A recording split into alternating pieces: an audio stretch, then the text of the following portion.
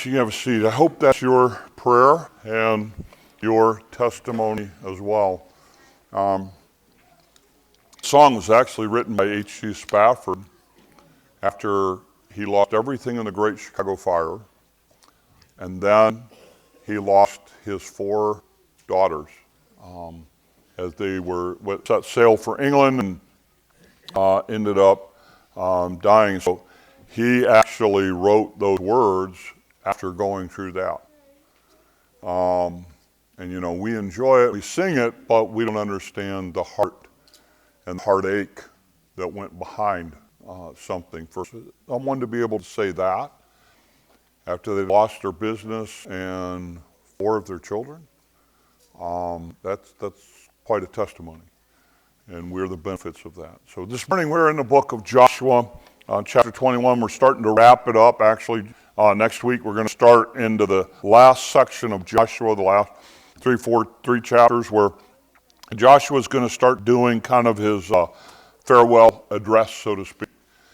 This section this morning wraps up his section on the Plat book, all of the ground that was all divided up.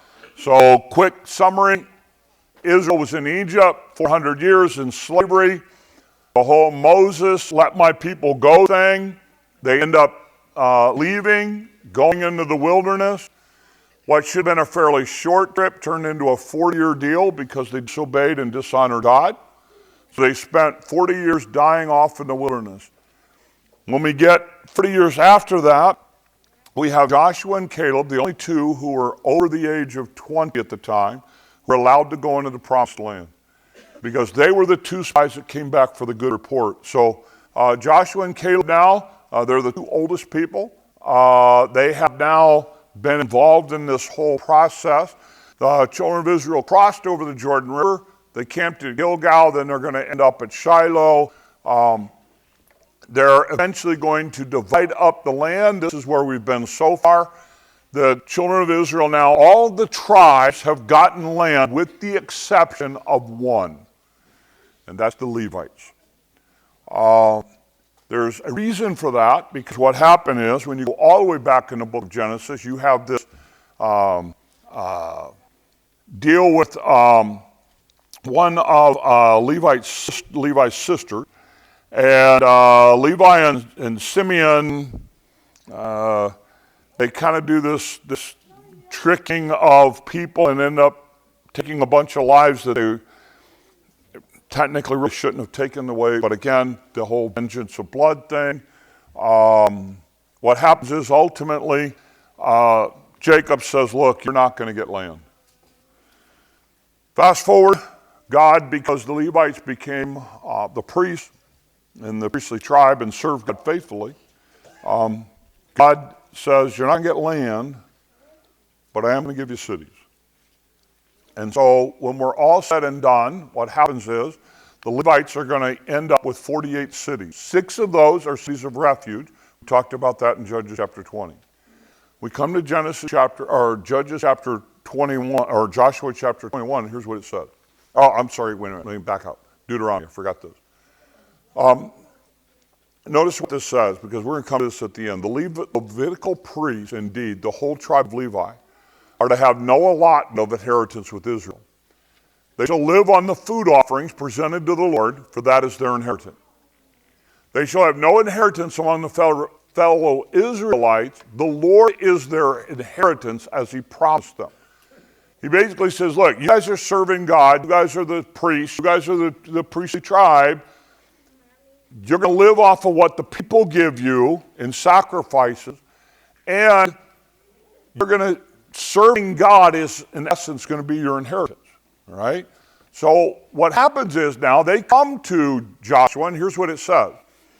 Now the family heads of the Levites approached Eleazar the priest, Joshua son of Nun, and the heads of the other tribal family at Shiloh in Canaan, and they said to them, the Lord commanded through Moses that you give us towns to live in with pasture lands for our livestock. He says, look, God said we couldn't have land, but we do get pasture and we do get cities. So it says, so as the Lord commanded, the Israelites gave the Levites the following towns and pasture lands out of their own inheritance: Now, Israel gets together and they start giving certain cities to the Levites, 48 of them in all.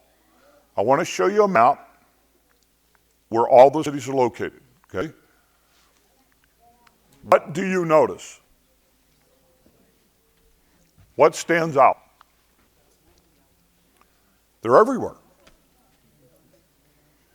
It's not like they're all huddled around Jerusalem. They're spread out all over the land of Canaan. And therein is one of the great principles for us. You see, the Levites were representatives of God. They were the priests. They were God's servants. There's actually 4 groups of Levites. There's the Levites, which were of the tribe of Aaron. They're actually the priests and the high priests and all that. There is a second group. They actually are kind of the servants. They kind of take care of the temple stuff, all the stuff to keep the temple going. And then there's the 2 other groups. And so this chapter talks about which one of those groups gets which cities and all of that kind of thing. But when you look at it on a map, what I think is significant is they're spread out all over.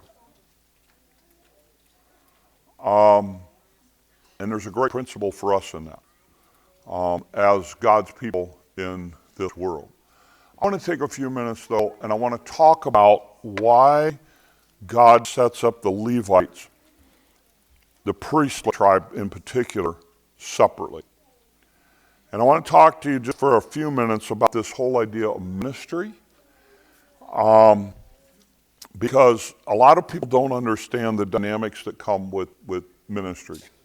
I'm in this church. I'm the pastor. Jimmy's a pastor. Jimmy is bivocational right now, and we've talked about the reason for that. At some point we're gonna. Right now he's kind of saying, okay, this is what we can handle, and this is what we're gonna do. So the idea is for him to keep working side by side with me, and then eventually we'll do everything together, and then eventually I'll just go help him. That's kind of where we're headed in the next 10 years, Lord willing. But we're in the ministry side of this thing, okay? Here's what you should know about ministry when you're a pastor, okay? First of all, it affects your time in that your time is never your own. And by that, what I mean is you're on call 24/7, 7 days a week, 52 weeks a year.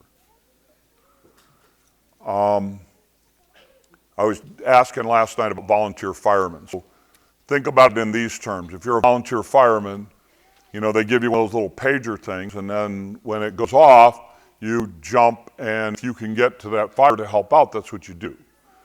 And we are very fortunate to have the volunteer fire people that we have here. They are incredibly dedicated, incredibly amazing, and incredibly competent. I'd put them up against paid firefighters any day.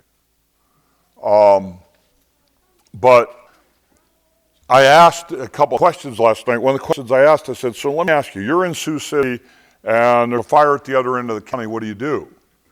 Well, if you can make it there, you do it. Well, what if you're on vacation? Well, if you're on vacation, they don't expect you to show up. Ministry is like being a volunteer fire department person, but you don't get the option of going. You have to show up. And my wife will tell you, when I would go on vacation, before Jimmy came on help, when I would go on vacation, my wife would tell you I could never relax until Wednesday. But we leave Sunday and coming back on Saturday, I could never relax until Wednesday. Because Wednesday was the turning point for me, because Wednesday meant if somebody called and there was a funeral, it would probably be Sunday or late Saturday before they could do it at the earliest. But if somebody passed away on Monday, then I had to decide whether or not I cut our vacation short and come back. So your time in the ministry is unique in that You have to be available. So, it doesn't, so that's just the way it works. Secondly, the way you deal with people, you're always there to help or serve somebody else. So your stuff comes last, not first. That's kind of what's different about ministry. Someone calls, you're doing something and somebody calls you, it's an emergency, you drop it and go. Unfortunately, for most pastors, your family pays that price.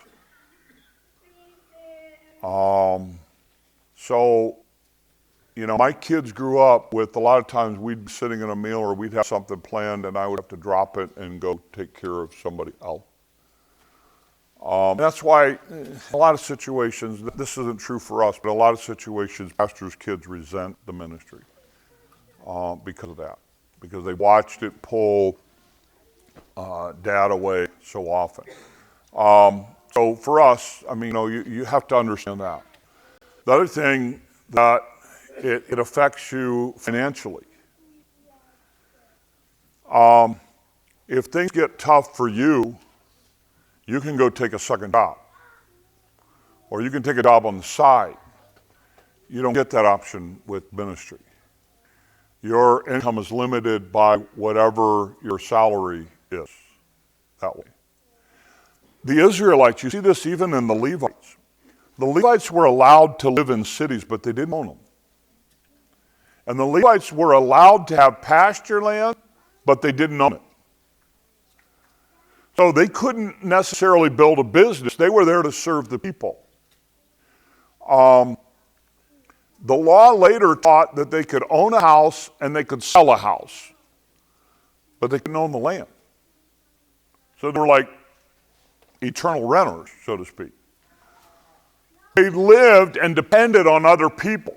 So they depended on other people for the offering. So again, they ate very, very well, okay? Because what was being offered was best. And they got part of that. Consequently, in ministry, we eat very, very well. Because again, between the crops and the beef, it's sad. I can't go to a restaurant anymore and order a steak. Because it's just not as good as what I can have at home. So, but again, that was it. They were dependent upon the offerings of people. That's the way it worked with the Levites. So ministry is kind of a different animal. We have been very fortunate here in that we have loved the people that we serve, and the people we serve have loved us. And they have become family. The hardest thing about ministry right now for me, when I came, I buried strangers. Then I started burying friends. Now I bury family. That's the hardest part of it. So for me, we have been very, very fortunate. We have sidestepped a lot of minefields that a lot of pastors go through. And that's kind of what Jimmy and I are working on right now. I'm trying to say, hey, look, you know what? If I can help you not go down the path that you see some other pastors going down, that's going to be healthy for you. So what I want you to understand is a little bit different. The Levites, that's what their job was. Their job was to keep people centered around God. And notice, when God sets up the 48 cities, he puts them throughout the land of Canaan. They're everywhere. Why? Because God wants his people in the middle of where the world lives. Here's the principle for you. Wherever you work, whatever job you have, God put you there to be his representative in that area. That's why you're there. Well, you don't know how bad it is where I work. The worse it is, the more you're needed. That's what you have to understand. That's why God has you there. That's why God's got you in the middle of that place so that you can be that. It is important. You know, one of the things that I look at as a church, when I try to look at our church and say, you know, are we healthy as a church? You know, do we need to change some things? Do what can get us healthier? That kind of thing. Here's one of the questions I ask myself. If we shut our doors tomorrow, would it make any difference in this community? If it makes no difference, then we need to shut the doors tomorrow because we're not doing what we're supposed to do. We're here to make a difference. We're here to make an impact. We're here to be a light. We're here to challenge ourselves to grow so that when we go into the world tomorrow or today or whenever you're going to go back to work, we can make a difference and people can see Jesus in us. That's why he puts these 48 cities all over the area, not just all centered around Jerusalem or Shiloh. He puts them everywhere. When you look at where everybody in here lives, guess what? And by the way, if you don't know this, when this church originally started, our goal was once we hit about 125, 150 people, we were going to split this thing purposely. We were going to look at our map. We were going to figure out where everybody was from, our largest group was from. We were going to go help start church in that area. That was our goal. We got to 150 people, you know what I did? I sat down and put it on a map. I literally did. I took everybody's address and took a pen and put it on a map. You want to know where everybody was centered around? Everywhere. We were all in Nebraska, you know, and as far over as Ida Grove at one point. And it was like, I'm in this map going, no, but we don't have a group of people from any one central location. So we just kind of kept going. I was working on a directory yesterday. We have now in the directory, that's not who's coming, just whose names we have actually listed. There were 150 families. 150 people, 150 families. And they're spread out all over. And that's exactly the way God wants it. And that's what you see in the city of the Levite thing. So you come to the end of the chapter, and here's what it says. The towns of the Levites in the territory held by the Israelites were 48 in all, together with their pasture land. Each of these towns had pasture land surrounding it. It was true for all the town. So the Lord gave Israel all the land he had sworn to give to their ancestors. And they took possession and it settled there. The Lord gave them rest on every side, just as he had sworn to their ancestors. None of their enemies withstood them. The Lord gave all the enemies into their hands. Not one of the Lord's good promises of Israel failed. Every one was fulfilled. You know what this chapter says at the end? God was faithful. God did what he said. Now, by the way, you need to understand, there were over 400 years that passed. But God fulfilled every one of his promises. And what you and I need to understand is that one of the things that's amazing when you look at this whole Platt book kind of thing in these 4 or 5 chapters, one of the things that you see is you learn so much about God. You learn the fact that God's a God of detail. You learn about the fact that God keeps his promises. You learn about the fact that God is a God of justice and mercy. He sets up cities of refuge. You find out in this thing that God pays attention to the littlest of things. You learn all of these great principles, if you will, from God. But there's also some principles for us. One of the things that I understand, or one of the things that I look at when I look at this idea, is that worship was central to everything they did. When God sets up the cities, what does he do? He puts the cities in the middle of everybody. That's what he does for us too. Worship needed to be central in the life of the Israelites, because one of the things that's so important is you see them worshiping, and you see the Levites being able to establish, eventually they're going to establish Jerusalem and a temple there, and you see all this interaction with it. And the idea is this: God is saying, look, you need to understand, worship needs to be central to you. When they're dividing up land, Joshua and Eleazar, the high priest, are involved in this thing. Here's a question for you. How central is worship in your life? How central? How important is it? Because it needs to be important. One of the things you do learn in this passage is God says, look, I'm going to put places of where my servants are, my ministers are, I'm going to put them all over. Because I want everybody in all these areas to worship me. And here's my question to you and I, when we get into this thing, one of the things that's happening in our culture, we're looking at Sunday as a free day. And we're filling Sundays up. Sundays are supposed to be a day of rest, a day of reflection, a day of worship, a day where we pull away from the world. That's why it's so important. By the way, that's why we do fellowship. That's why we're having potluck today. You know why? Because we want to pull away from all the crazy. We want to kind of create our own crazy. But we want to pull away from the world to just get a little bit of a breather in here. Because tomorrow we're going into a place that is not pro-God. And worship is not central. Moms and dads, listen to me. The fact that you're sitting here this morning with your kids in church is huge. You're modeling something, whether you realize it or not. You're teaching. By the way, we believe that you, mom and dad, should be the primary teachers of Bible to your children. We will help you. You know, we'll do the children's thing, and we'll do the children's thing over there, and we'll do all these things. But we believe that they ought to learn it from you first. They ought to be hearing the Bible stories from you. You know, not Bluey, but, you know, from you.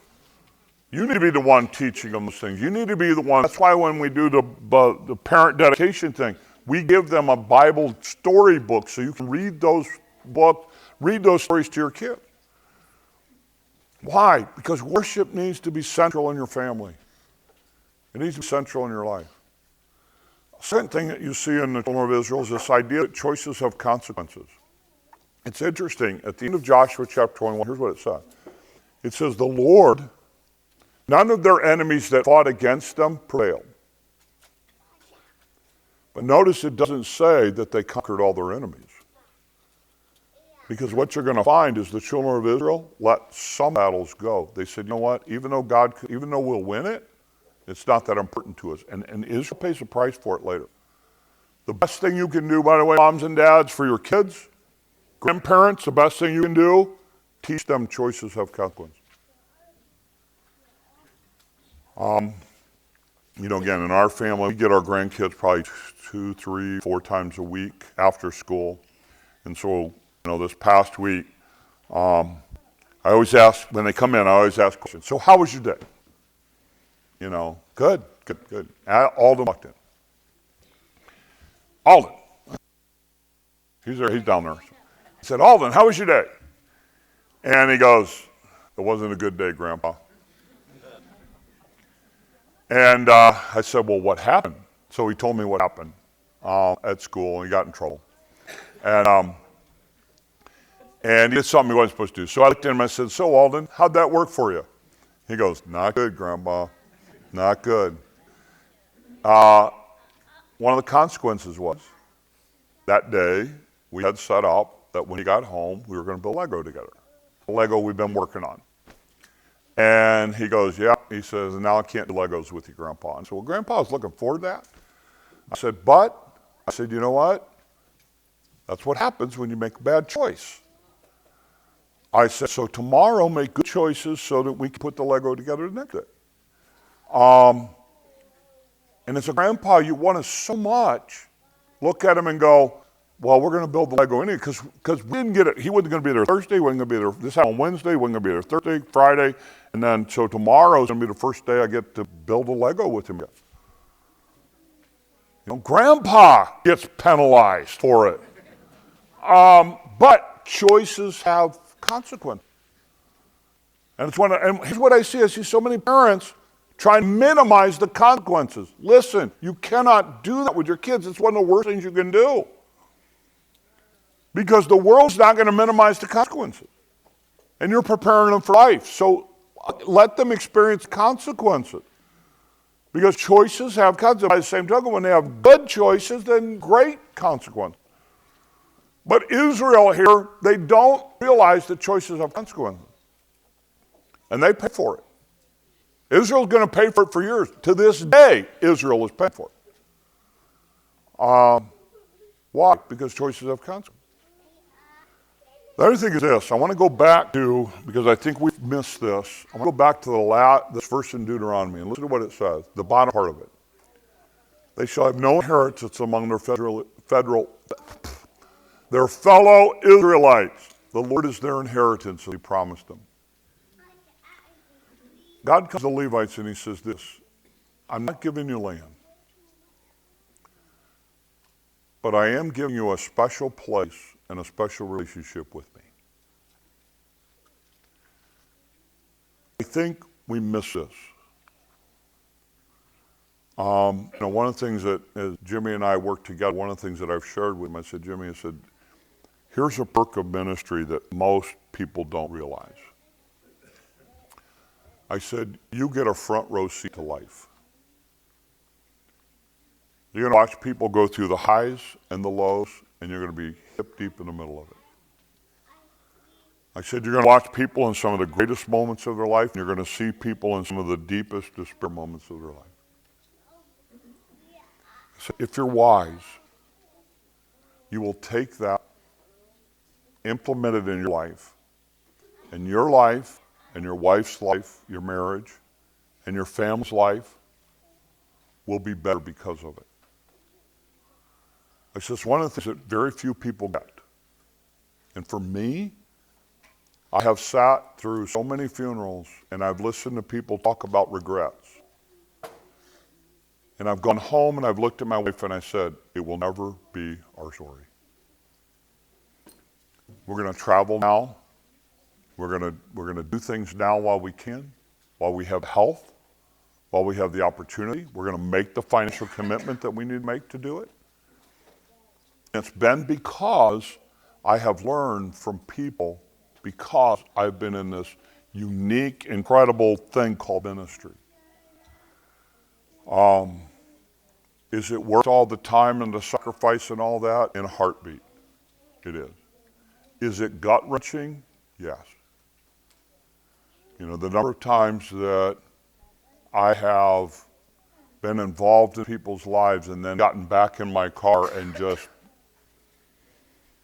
overwhelmed by what I have seen and the faith that I have watched.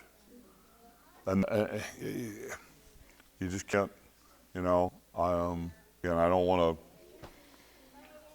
I got to tell a story, Kimmy. I mean, you know, when Mindy passed away, you know, as a young pastor, I had never buried a teenager. And Mindy passed away. We had her funeral on Christmas Eve. And here I am, young pastor, preaching the funeral. It was at Westwood in the gymnasium. The next Sunday, I had to come in and preach. And I walked in that little building to preach, and Dan and Marcia were sitting right there in front of me on the front row.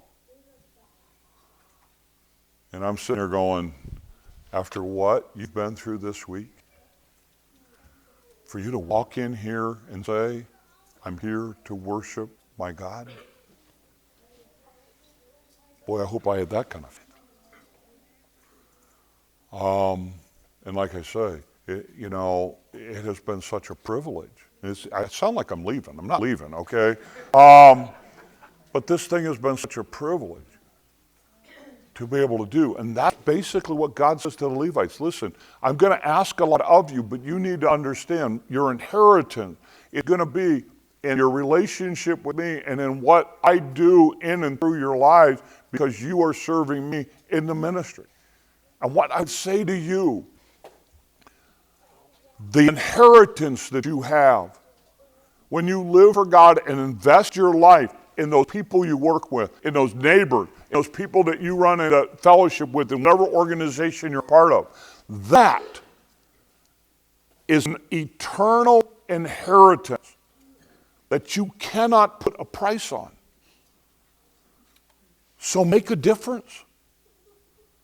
And when God sets up these Levitical cities, he puts them all over, just like God has put you wherever he has put you. You go, well, you don't understand. These people want nothing to do with God. I always say this. They want nothing to do with God yet. But when they come up against a crisis that is bigger than them, and they don't know where to turn, and they don't know who to call, you want it to be you. Because they know you possess something that is genuine and real and deep, and they need something like that right now. That's what we're called to do. And that's why God spreads these cities all over. Because he puts the Levites, the spiritual leaders of Israel, he puts them all over. So I end with this morning. We are fortunate to have a spiritual inheritance as Christians. It is our job to serve God in the places that has put each one of us. So serve him in such a way this week that people see God in you. Let's pray. Lord, thanks for the time. Use it. Help us to be a light. Help us to make a difference. Help us to take whatever little corner of this world you've placed us in. And Lord, do our best to be a beacon of hope, of encouragement, a blessing to the people that you've called us to and placed us in the middle of. And when this is all said and done, Lord, one day in eternity as we gather around your throne, we'll be able to rejoice in the incredible inheritance that we have as believers. These things we ask in your name. Let's stand together.